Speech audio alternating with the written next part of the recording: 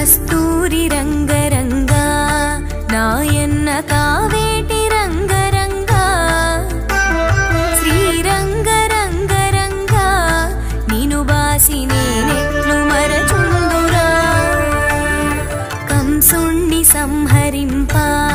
సద్గురుడు అవతారమెత్తెనప్పుడు దేవకీ గర్భమునను కృష్ణావతారమై జన్మించెను 7 రాత్రులు చేరిచి ఒక